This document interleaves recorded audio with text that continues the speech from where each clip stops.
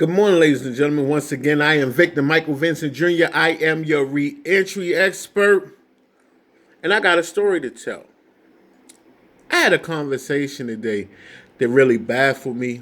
It left me a little upset and a little angry. And I'm going to put a story behind it, and then I'm going to tell you the moral of the story after I tell you the story.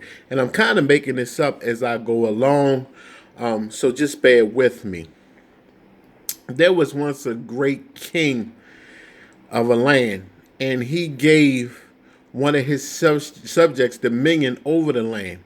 And he said, I want you to pay everybody a quarter a day. He said, but then I want you to take a whole bunch of money out. I want you to bury it in difficult places to find, hide it in difficult places to find, and let people know the direction to go in to find this extra money. However, don't tell them how hard they're going to have to work to get it. So the next day, the guy he gave dominion over, the subject, went out and gave one quarter to all the people in the town.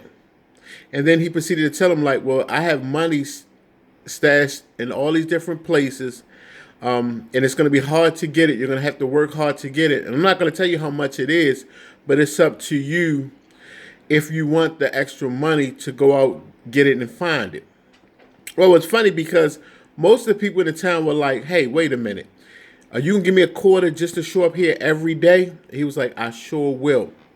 So just about everybody in town took it upon themselves just to show up every day to get their quarter.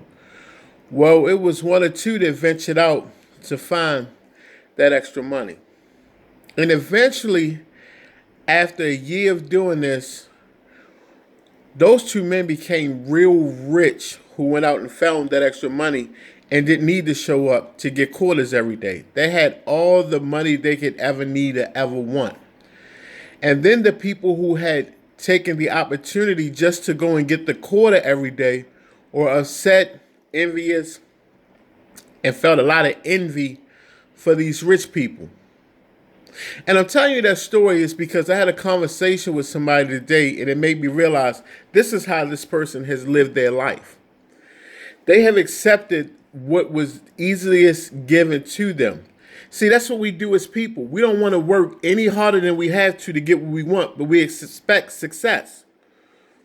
And I look at people all the time like, man, life is what you make of it. There used to be an old reggae song. Life is what you make it. And sometimes, man, you got to go hard. You got to get dirty. You got to get down in the dirt to get what you want and to have it abundantly. And I'm going to tell you something. Obtaining great things don't come with ease. And I want you to think about that when you were a toddler learning how to walk. Man, you fell, you stumbled, you tripped over stuff. You probably scraped yourself up. You probably cut yourself up just trying to learn how to walk. But look at the benefit of walking.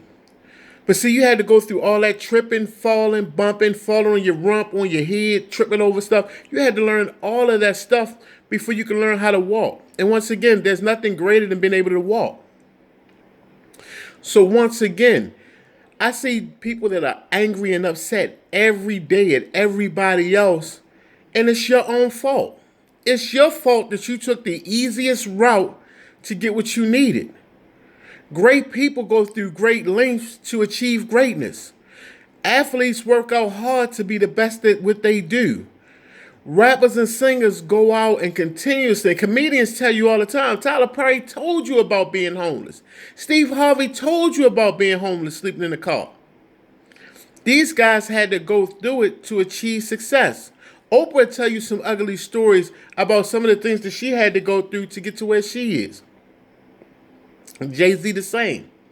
So stop being upset with everybody in the world because you didn't go as hard as you should have, or you didn't look deeply into your situation to figure out a better way out of it or to make a better move, and stop blaming everybody else. Once again, I am Victor Michael Vincent Jr., and I am your reentry expert. Y'all have a blessed one. Peace.